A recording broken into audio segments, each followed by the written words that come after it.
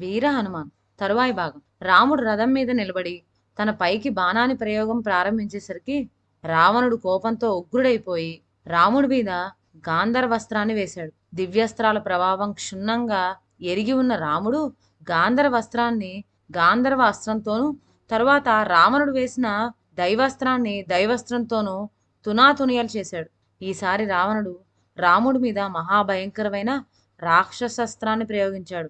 ఆ అస్త్రం నుంచి వెలువడిన అనేక విషసర్పాలు తమ నోళ్ల వెంట మంటలు కక్కుతూ రాముడికేసి రాసాగినాయి. రాముడు వెంటనే వాటిపైకి గరుడాస్త్రాన్ని ప్రయోగించాడు. దానిలో నుంచి వెలువడిన గరుడ పక్షులు రావణుడు ప్రయోగించిన విషసర్పాలను తమ నోళ్లతో పట్టి సంహరించినాయి. రావణుడు ఇది చూసి మరింత కోపోద్రీకుడై రాముడి మీద, రథసారథి అయిన మాతాలి మీద బాణవర్షం కురిపించాడు. ఒక శక్తివంతమైన బాణంతో రాముడెక్కి ఉన్న రథపు ధ్వజస్తంభాన్ని పడగొట్టాడు. మరికొన్ని బాణాలతో రథశ్వాలను నొప్పించాడు. ఆకాశంలో ఉండి అతి దారుణమైన ఈ రామ రావణ యుద్ధాన్ని చూస్తున్న దేవతలు, గంధర్వులు, చారుణులు, పరమ దుష్టుడైన రావణుడు రాముణ్ణి తన బాణాలతో బాధించటమే గాక దేవేంద్రుడి రథపు ధ్వజాన్ని కూలవేసినందుకు చాలా విచారపడ్డారు. విభీషణుడితో పాటు వానరులందరూ యుద్ధంలో రావణుడిది పైచేయి కావటం చూసి కలత చెందారు. రాముణ్ణి సంహరించడానికి ఇదే మంచి అదనని భావించిన రావణుడు ఇంద్రుడి వజ్రాయుధంతో సమానమైన ఒక శూలాన్ని చేతి తీసుకున్నాడు. అది పొగలు చిమ్ముతూ మంటలు కక్కుతూ మహాభయంకరంగా ఉన్నది. రావణుడు ఆ జ్వలిస్తున్న శూలాన్ని ఎత్తి పట్టుకొని రాముడితో, ఓ రాముడా, ఇదిగో నీ పాలిట మృత్యువు. ఈ క్షణంలోనే నిన్ను, నీ తమ్ముణ్ణి చంపి మహాసూరులైన రాక్షసుల్ని వధించినందుకు నీ మీద పగ తీర్చుకోబోతున్నాను అంటూ రాముడికేసి విసిరాడు. రావణుడు అలా విసిరిన శూలం జ్వాలలతోనూ మెరుపులతోనూ ప్రళయ భయంకరంగా గర్జిస్తూ రాముడికేసి రాసాగింది. రాముడు దానికేసి ప్రయోగించిన బాణాలన్నీ దాన్ని తాకి భస్మమైపోయి బూడిద గాలిలోకి లేచింది. రాముడు అశరీక రావణుడు వదిలిన మహాస్త్రం ఎంత శక్తివంతమైనదో గ్రహించి ఇంద్రుడు తన రథంతో పాటు పంపిన మహాశక్తిని దాని మీద ప్రయోగించాడు. రావణుడు ప్రయోగించిన శూలం రెండుగా విరిగి నేలకూలింది. ఆ వెంటనే రాముడు విజృంభించి రావణుడి మీద వివిధ అస్త్రాలు ప్రయోగించసాగాడు. తాను వేసిన మహాశక్తి ఈ విధంగా నిష్ప్రయోజనం అవటం చూసి రావణుడు దిగులు పడ్డాడు. ఇప్పుడు రాముడు వేసే బాణాల నుంచి ఆత్మరక్షణ కూడా చేసుకోలేని స్థితికి దిగజారాడు. అది గమనించిన రావణుడి రథసారథి రథాన్ని యుద్ధరంగం నుంచి దూరంగా తోలుకుపోసాగాడు. రాక్షసులు భయకంపితులై హాహాకారాలు చేశారు. తన రథం ఆ విధంగా యుద్ధభూమిని వదిలి కొంత దూరం పోగానే రావణుడు తేరుకొని రథసారథిపై ఆగ్రహం చెంది, ఓరి దుష్టుడా, నా అనుమతి లేకుండా రథాన్ని యుద్ధరంగం నుంచి ఎందుకు మళ్లించావు? నేనేమైనా పిరికివాణ్ణి, అసమర్థుణ్ణి అనుకుంటున్నావా? అస్త్రప్రయోగం చేతకాని వాణ్ణి, యుద్ధంలో శౌర్య ప్రతాపాలు అవసరమైతే యుక్తులు ప్రదర్శించలేని వాణ్ణనుకుంటున్నావా? ఛీ, ఈ మతిమాలిన పని ఎందుకు చేశావు? శత్రువుల నుంచి ఏమైనా లంచం పుచ్చుకున్నావా? వెంటనే రథాన్ని యుద్ధరంగం మధ్యకు నడుపు అన్నాడు. ఈ పరుషవాక్కులకు సారథి ముఖం చిన్నబుచ్చుకొని రావణుడితో, మహారాజా, నీ క్షేమం కోరిన వాణ్ణి గనకనే రథాన్ని యుద్ధరంగం నుంచి దూరంగా నడిపాను. రాముడు చేసే అతి తీవ్రమైన యుద్ధానికి నీవు తగిన విధంగా ప్రతియుద్ధం చేయటం లేదు. నీవు బాగా అలసి ఉన్నావు. రథశ్వాలు కూడా బాగా డస్సిపోయి ఉన్నాయి. నీకు వాటికి కొంత విశ్రాంతి అవసరమని రథాన్ని ఇలా నడుపుకొచ్చాను. యుద్ధరంగంలో రథాన్ని ఎప్పుడు ఎలా నడిపించాలో తెలియకపోతే నేను సారథిని ఎలా అవుతాను? ఇప్పుడేం చేయమని ఆజ్ఞ అన్నాడు.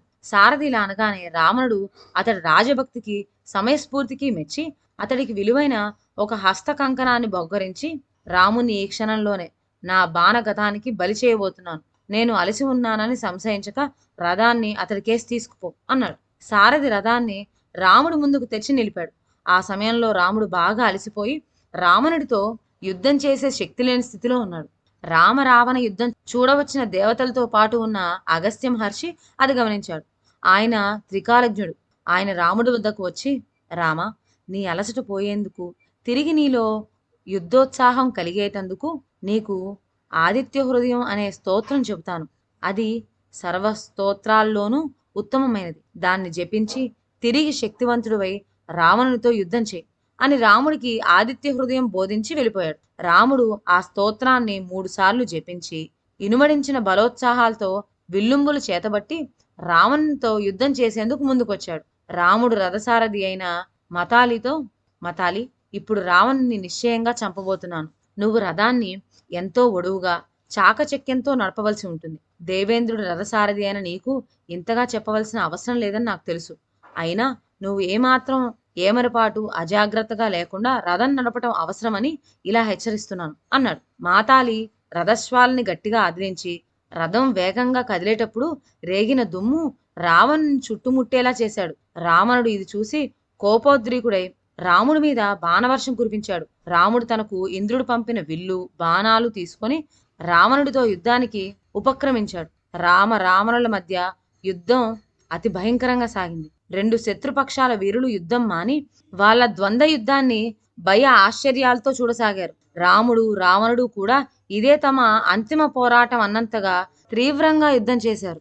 ఇలా కొద్దిసేపు యుద్ధం జరిగాక రాముడు ప్రయోగించిన అతి తీక్షణమైన బాణం దెబ్బకు రావణుడు శిరస్సు తెగి నేల మీద పడింది. కానీ అదే క్షణంలో రావణుడికి మరొక్క శిరస్సు పుట్టుకొచ్చింది.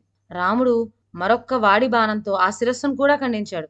అది నేలబడే లోపుగా రావణుడికి మరొక్క శిరస్సు మొలిచింది. రాముడు ఈ విధంగా 101 సార్లు రావణుడి శిరస్సు ఖండించాడు. కానీ ప్రతిసారి రావణుడికి మరొక్క శిరస్సు మొలవటంతో అతడు మరణించలేదు. ఇది చూసి రాముడికి చాలా ఆశ్చర్యం కలిగింది. లోగడ తాను దండకారణ్యంలో విరాధుణ్ణి, క్రౌంచారణ్యంలో కంబదుణ్ణి వధించేందుకు ఉపయోగించిన బాణాలు రావణుడి పట్ల ఎందుకు వృధా అవుతున్నాయో అతడికి అర్థం కాలేదు. రావణులు ఈ విధంగా ఒక్క క్షణమైనా విశ్రాంతి లేకుండా 7 పగళ్ళు 7 రాత్రులు యుద్ధం చేశారు.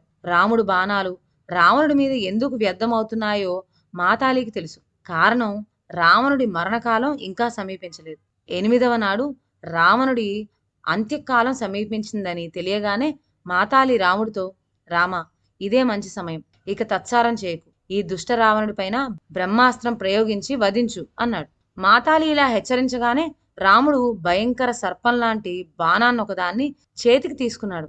దైదివ్యమానంగా వెలిగిపోతున్న ఆ బాణాన్ని బ్రహ్మ ఒకప్పుడు ఇంద్రుడి కోసం సృష్టించాడు.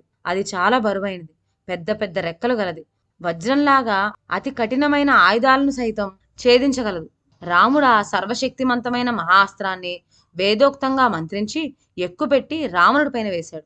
అది రావణుడు రొమ్మును ఛేదించి అతడు వీపులోంచి దూసుకుపోయి బయటికి వచ్చింది. రావణుడు తన చేతగల ధనుర్బాణాలను జారవిడిచి ప్రాణాలు పోగా రథం మీద నుంచి నేల మీద పడ్డాడు. తమ రాజు మరణించటం చూస్తూనే రాక్షసులు గుండెలవిసి హాహాకారాలు చేస్తూ లంకానగరం కేసి పారిపోసాగారు. వానరులు విజయధ్వానాలు చేస్తూ పెకిలించిన వృక్షాలు ఇతర ఆయుధాలను పట్టుకొని వాళ్ళను వెంటదగిలి అందిన వారిని అందినట్టుగా చంపసాగారు. రావణుడు చావగానే దేవదుందువులు మోగాయి. ఆకాశం నుంచి పుష్పవర్షం కురిసింది. వానరులతో పాటు ఆకాశంలోని దేవతలు, గంధర్వులు, చారణులు రాముని గొప్పగా స్తుతించారు. సుగ్రీవుడు, అంగదుడు చాలా ఆనందపడ్డారు. విభీషణుడు, వానర ముఖ్యులు రామలక్ష్మణులను ప్రశంసించారు. విభీషణుడికి తన అన్న మరణం చాలా దుఃఖం కలిగించింది. సీతను అపహరించి తెచ్చి దుర్మరణం పాలయ్యాడు గాని అతను నిజంగా మహాపురుషుడని చెప్పదగినవాడు. గొప్ప తపశ్శాలి, పండితుడు, నిష్ఠపరుడు, అసమాన శౌర్య పరాక్రమవంతుడు. అన్న మరణించినందుకు ఇలా దుఃఖ వివిసుడైన విభీషణ్ణి రాముడు ఓదార్చుతూ, రావణుడు పిరికివాడిలా మరణించలేదు, వీరుల్లాగా పోరాడుతూ యుద్ధరంగంలో మరణించాడు. ఎంత మహావీరుడైనా యుద్ధంలో శత్రువు చేత హతుడు కావచ్చు. వీరుడిలా మరణించి వీరస్వర్గం చేరిన వాడి కోసం శోకించకూడదు అన్నాడు. తరువాత రాముడి అనుమతి తీసుకొని విభీషణుడు తన అన్నకు శాస్త్రోక్తంగా దహన క్రియలు జరిపేందుకు ఏర్పాట్లు చేసాగాడు. రావణుడి మరణవార్త తెలియగానే అతని భార్యలు అంతఃపురం నుంచి బయలుదేరి ఉత్తర ద్వారం గుండా యుద్ధభూమికి వచ్చి అక్కడ రావణుడి శవాన్ని చూసి దానిపై పడి గుండెలు అవిసేలా విలపించారు. విభీషణుడు చెప్పినట్లు సీతను రాముడికి ఇచ్చి ఉన్నట్లయితే ఈ విపత్తు సంభవించేది కాదని ఆశోకించారు. 3 లోకాలను జయించి దేవతలంతటి వారి చేత ఊడిగం చేయించుకున్న నీవు చివరకు ఒక మానవ మాతృడి చేతిలో ప్రాణాలు కోల్పోయావా అంటూ మండోదర విలిపించింది. రాముడు విభీషణ్ణి దగ్గరకు పిలిచి, విభీషణ, ఈ శోకించే స్త్రీలందరినీ వెంటనే అంతఃపురానికి పంపి త్వరగా నీ అన్నకు ఉత్తర క్రియలు చెయ్యి అని చెప్పాడు. ఆఖరి క్షణంలో విభీషణుడికి ఒక ధర్మ సందేహం కలిగింది. తన అన్న ఇతరాత్ర ఎంత ధర్మపరుడు, మహాజ్ఞాని అయినా పరస్త్రీని చెరబట్టి తీసుకురావటంతో పరమ నీచుడు, దుష్టుడు అయిపోయాడు. అలాంటి వాడికి తాను అగ్ని సంస్కారం లాంటి కర్మలు చేయడం ధర్మహితమైన కార్యం అవుతుందా? ఈ సందేహాన్ని విభీషణుడు రాముడికి వెల్లడించినప్పుడు రాముడు రావణుడి ఇతర గుణగణాలను ప్రశంసించి, నీ అన్నకు నీ చేతి మీదుగా ఉత్తర క్రియలు జరపటం పూర్తిగా ధర్మసమ్మతం అన్నాడు. బ్రాహ్మణులు చందనపు చెక్కలతో చితిపేర్చి దానిపైన ఒక గొంగలి పరిచి రావణుడి శవాన్ని అలంకరించి దానిపైన పడుకోబెట్టారు. విభీషణుడు చితికి నిప్పు పెట్టాడు. తరువాత అతడు స్నానం చేసి నీళ్లు వదిలి రావణుడి భార్యలను లంకకు పంపి రాముడి దగ్గరకు వచ్చి ఇదండి వాటి కథ. తర్వాత ఏం జరిగిందో నెక్స్ట్ వీడియోలో విందాం. అంతవరకు సెలవు. నా ఛానల్లోని కథలు మీకు నచ్చినట్లయితే నా ఛానల్ను లైక్ చేసి సబ్స్క్రైబ్ చేయండి. షేర్ చేయడం మర్చిపోవద్దు. కొత్త కథల నోటిఫికేషన్ కోసం బెల్ ఐకాన్ ప్రెస్ చేయండి. Thank you.